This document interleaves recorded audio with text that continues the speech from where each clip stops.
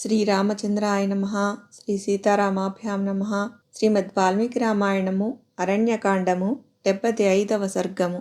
ఋష్యమూక పర్వతమునకు వెళ్ళుచు రామలక్ష్మణులు పంపా సరోవర తీరమునందలి దృశ్యములను గాంచుట. శబరి తన యోగబలముచే పరంధామమునకు చేరిన పిమ్మట శ్రీరాముడు తన సోదరుడైన లక్ష్మణునితో ఇట్లు ఆలోచింపదొడంగెను. ధర్మనిరతుడైన శ్రీరాముడు మతంగ మహాముని శిష్యులైన ఆ మహర్షుల ప్రభావమును గూర్చి మరియొకసారి స్మరించిన పిమ్మట ఏకాగ్రచిత్తముతో తనకు తోడు నీడగానున్న లక్ష్మణునితో ఇట్లు నుడివెను. మహర్షుల యొక్క ఈ ఆశ్రమము పుష్పములతో ఫలములతో నిండి సకల తీర్థములకును కూడలి అయి అత్యద్భుతముగా ఒప్పుచూ మనకు మిగుల ఆశ్చర్యమును గొలుపుచున్నది. పెద్ద పులులను ఇతర మృగములను పరస్పర విశ్వాసముతో హింసా ప్రవృత్తిని మాని ఇచట హాయిగా మసలుకొనుచున్నవి. ఇందు వివిధములగు పక్షులు కలరవములనొనర్చుచు సుఖముగా జీవించుచున్నవి. ఓ లక్ష్మణ, ఇచటి సప్తసాగర తీర్థములలో స్నానములనొనర్చి పితృదేవతలకు విద్యుక్తముగా శ్రాద్ధతర్పణాధికమును ఆచరించితిమి. అందువలన మన అశుభములు అన్నియును నశించినవి. శుభములు అనగా మిత్రలాభములు కలుగనున్నవి. ఆ కారణము వలన ఇప్పుడు నా మనస్సు మిగుల ఊరట చెందినది. ఓ నరశ్రేష్ఠ, నా హృదయమున శుభసూచకములైన సంకల్పములు కలుగుచున్నవి. కనుక ఓ లక్ష్మణ, కనులకింపైన ఈ పంపా సరోవర తీరము వెంట వెళ్ళుదము రమ్ము.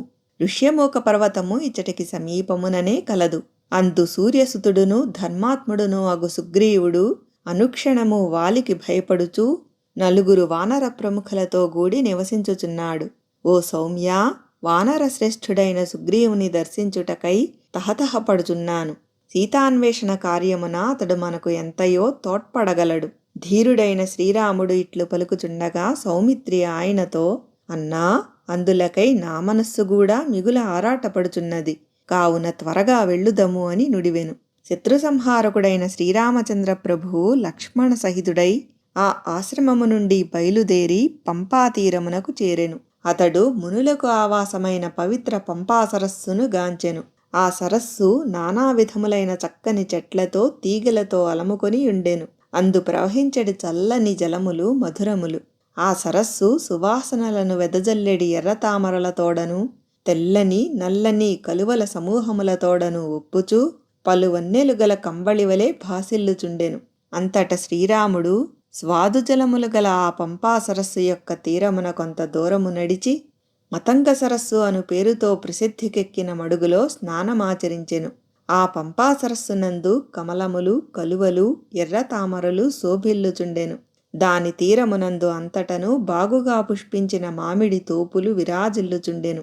అందు నెమళ్ల క్రీంకారములు వినవచ్చుచుండెను. తిలక వృక్షములు, దానిమ్మ, చండ్ర, ఏరుమద్ది, పుష్పించిన గన్నేరు, విరబూసిన సురపొన్న మొదలగు చెట్లతోడను జాజి మల్లె పొదల తోడను మర్రి, వేప, అశోక, ఏడాకుల అరటి, మొగలి, గురువింద చెట్లతోడను ఇంకను అనేక విధములైన వృక్షములతోనూ శోభిల్లుచున్న ఆ పంపా సరస్సు వివిధ అలంకారములతో విరజిల్లుచున్న ప్రమదవలే భాసిల్లుచుండెను.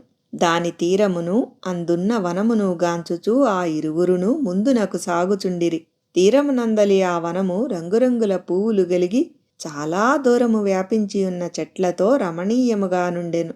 మరియు టిట్టిప పక్షులు, నెమళ్ళు, వడ్రంగి పిట్టలు, చిలుకలు ఇంకను తదితరములైన పక్షుల యొక్క కూజితములతో ఆ వనము అలరారుచుండెను. ఆ రామలక్ష్మణులిరువురును ఏకాగ్రచిత్తులై పక్షులతో కళకళలాడుచున్న ఆ సరస్సును అచటి వనమును దర్శించుచూ త్వరత్వరగా నడుచుచూ ముందునకు సాగిరి. మరలవారు చల్లని జలములతోడను సంతోషముతో కేరింతలు కొట్టుచున్న పక్షులతోడను వివిధములగు వృక్షములతోడను విరాజిల్లుచున్న పంపా సరస్సును దర్శించిరి.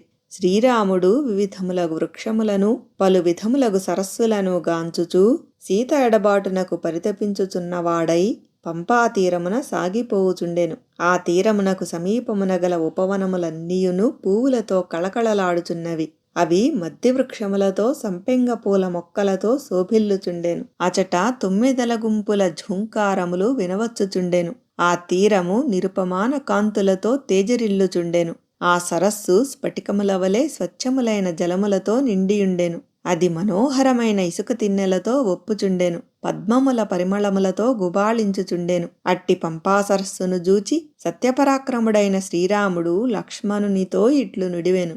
ఋష్యముఖము అను పేరుతో ప్రసిద్ధికెక్కిన పవిత్రమైన పర్వతము గైరికాది ధాతువులతో విలసిల్లుచుండును. అది విరబూసిన వృక్షములతో శోభిల్లుచుండును. అది ఈ పంపాతీరమునందే కలదు అని ఇంతకు ముందే కబంధుడు తెలిపియుండెను. మహాత్ముడైన వృక్షరజుడను వానరుని కుమారుడు సుగ్రీవుడు మహావీరుడుగా ఖ్యాతికెక్కిన అతడు ఈ ఋష్యముఖ పర్వతముపై నివసించుచున్నాడు.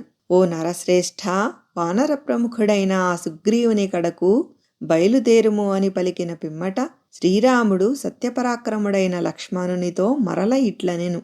ఓ సౌమిత్రి, ప్రస్తుతము నేను రాజ్యాధికారమునకు దూరమై దైన్యావస్థకు లోనై ఉన్నవాడను. ఇట్టి స్థితిలో సీతాదేవి నన్ను ఓదార్చుచూ నాకు ఊరట కలిగించుచుండెడిది కనుక ఆమె నాకు పదే పదే మనస్సులో మెదలుచున్నది. అట్టి సీతాదేవి నా చింత లేకుండా నేను ఎట్లు జీవించి ఉండగలను?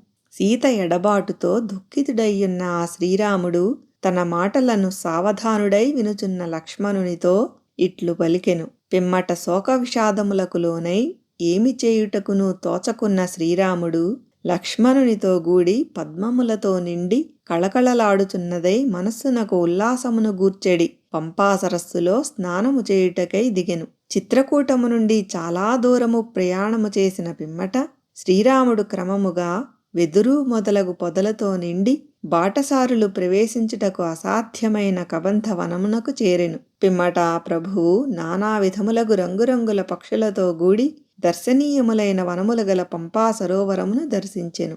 వాల్మీకి మహర్షి విరచితమై ఆదికావ్యమైన శ్రీమద్ రామాయణమునందలి అరణ్యకాండమునందు ఇది 75వ సర్గము. అరణ్యకాండము సమాప్తము.